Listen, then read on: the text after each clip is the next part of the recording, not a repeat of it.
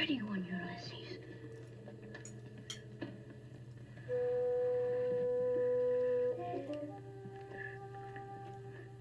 There it is. Hello BookTube, welcome back to my channel.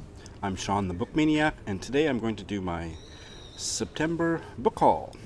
It was a little bit too small for the reputation which I wish to maintain, so I had to go out for a used bookstore run yesterday to top it up. So let's get started. The first book is one that I just reviewed, My Absolute Darling by Gabriel Talent, so I'm not going to say anything about it.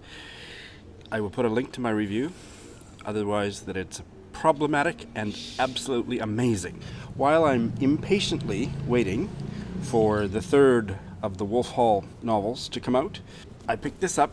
I thought this might keep me company. My Heart is My Own, The Life of Mary, Queen of Scots. The author is John Guy. Of course, this is a little bit later than the period of British history covered in the Wolf Hall trilogy, but close enough that it will keep my toes in the water.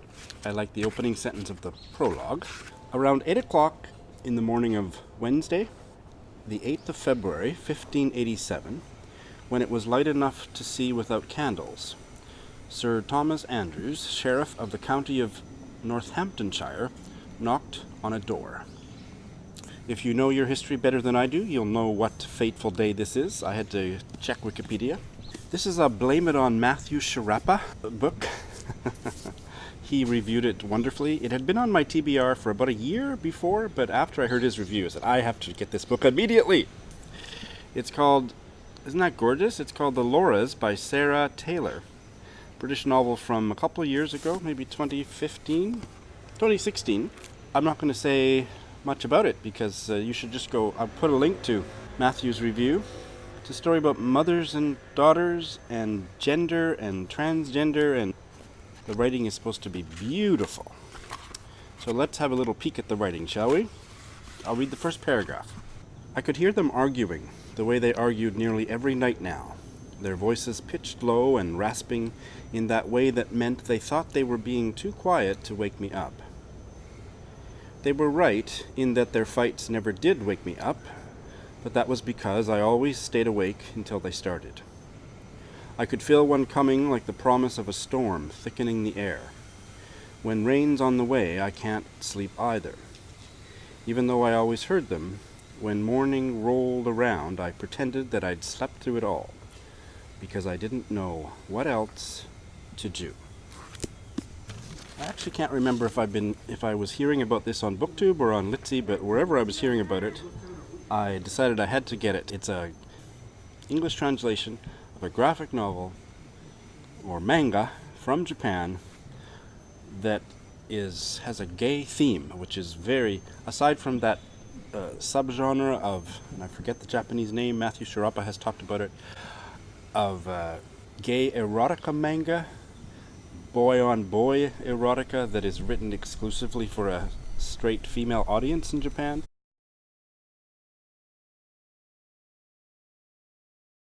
This is not like that. It's called My Brother's Husband by Gengoro Tagame, and the premise is quite heart-tugging. This guy, they're so hunky, hey? I would go for Japanese more, so this guy is like, ooh, hoo, hoo. So this guy was a twin. He's straight, single dad, this is his daughter. His gay twin, they were estranged. The brother couldn't handle having a gay brother, so there was an estrangement, I believe, but I'm not exactly sure, that the gay twin went to Canada. But anyway, he became attached to this guy, Canadian big man, and then he died. So the widow, the gay widow, comes back to Japan and looks up the twin, and then it's the story of their relationship and very healing for both of them. So it could be too sentimental for me, but I have a feeling it's going to work for me. Now, I don't read graphic novels very much, but I think I'm going to enjoy that. Now, Tagame, I didn't know about him, but I've done a little bit of research. His previous manga are all they're basically erotica. Don't think they've been translated. I might want to do a little bit of further research into that, but this is supposed to be a really heartwarming story. I have one more Blame It on Matthew Sharapa book this month, Elmet by Fiona Mosley. I'll link to his review. I think I mentioned this on yesterday's TBR because I am going to read it this month, and so I'm not going to say any more, but gorgeous cover, hey? And here is the first paragraph of Elmet, which I think is just gorgeous. We arrived in summer when the landscape was in full bloom and the days were long and hot and the light was soft. I roamed shirtless and sweated cleanly and enjoyed the hug of the thick air. In those months I picked up freckles on my bony shoulders, and the sun set slowly, and the evenings were pewter before they were black, before the mornings seeped through again. Rabbits gamboled in the fields, and when we were lucky, when the wind was still and a veil settled on the hills, we saw a hare. I just think that's gorgeous. This is a brand new novel out of the UK, historical novel, A Boy in Winter by Rachel Seifert. It's about a young lad in Nazi-occupied Ukraine. And I think there was 2 editions available, but I wanted this one because of the cute boy on the cover. I mean, he's too young for me, but he's, cute. So I had to have this. The other edition was really boring. Was a really boring cover. Yeah. Never read her before. She's supposed to be really good, so I'm looking forward to it. The first sentence, he is out and running in the first gray of morning. Again, I've mentioned this in the last couple of videos, so I'm just going to say that because this was also part of my September book haul. Wintering, 2016 novel by Peter Guy from Minnesota. Just getting into it, enjoying it. The writing is really interesting so far. Our winters are faithful and unfailing, and we take what they bring. But this season has tested even the most devout among us. Well, I just had to stop for about 20 minutes because my hard drive was full, so I had to delete a bunch of stuff. And now the sun has moved and the lighting is not so great, but I want to finish up, so let's continue. So I went for a used bookstore haul yesterday afternoon and came back with another stack, so let's carry on with those. I have been remembering this novel, which I read at least 15 years ago. It was one of the first books I ever read set in Japan, I think. And it's kind of a gay novel, not exclusively a gay novel, but there's certainly a gay secondary character who plays an important role. It's called Audrey Hepburns' Neck by Alan Brown. It came out in 1996. For some reason, this novel was kind of back in my consciousness in the last week, and I stumbled upon it at the used bookstore for $3, so here it is. The protagonist is a straight Japanese guy, but he's studying English and he becomes friends with his gay, I can't remember if he's Caucasian, but Britain or America, I don't remember, teacher who has a series of transitory relationships with young gay Japanese men. And I remember thinking, I hope I don't grow up to be that guy. So now maybe I want to read it again to see if I did. Or if I'm judging him now that I'm, much older, as harshly as I did when I read it the first time. But I remember it being a pretty good story. Not like a 5-star read, but certainly 4.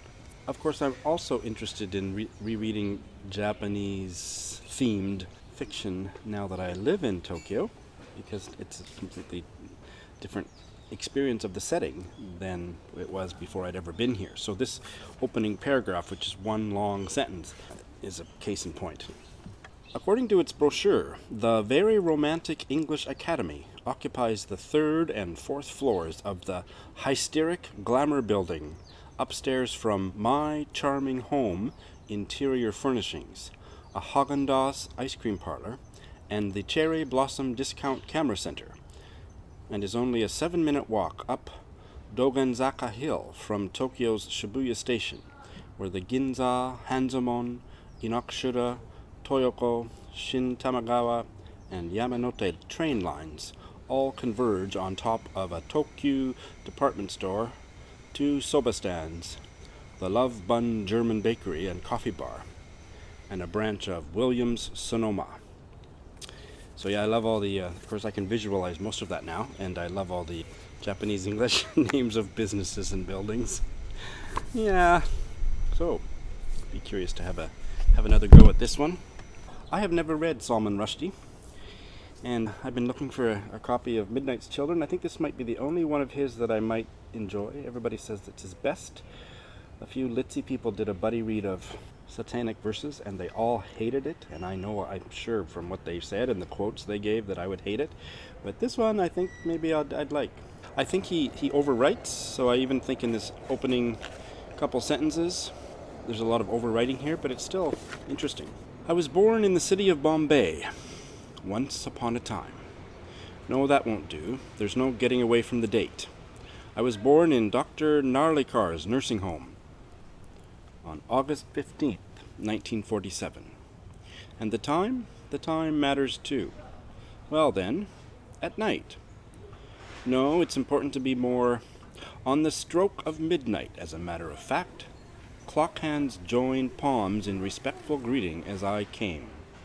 Oh, spell it out, spell it out. At the precise instant of India's arrival, at independence, I tumbled forth into the world. There were gasps, and outside the window, fireworks and crowds. A few seconds later, my father broke his big toe, but his accident was a mere trifle when set beside what had befallen me in that benighted moment, because, thanks to the occult tyrannies of those blandly saluting clocks, I had been mysteriously handcuffed to history, my destinies indissolubly chained to those of my country. Yeah, it sounds really interesting, but those last couple sentences with all those adjectives and adverbs, I'm not really sure. This is probably a booktube darling. It certainly is Litzy and book podcast darling. A Girl is a Half-Formed Thing by Emer McBride. I've heard so much about it, and what I've gleaned is it's really difficult to read, but if you do it on audio, and so I would do it on audio while reading, it's much more accessible. But the writing is supposed to be beautiful. I actually just previewed the audio on TuneIn so that I could get the stress of what she's saying, because it is really a little bit inscrutable when you first read it. So here's the opening paragraph. For you, you'll give her name. In the stitches of her skin she'll wear your say. Mommy, me? Yes, you. Bounce the bed, I'd say. I'd say that's what you did.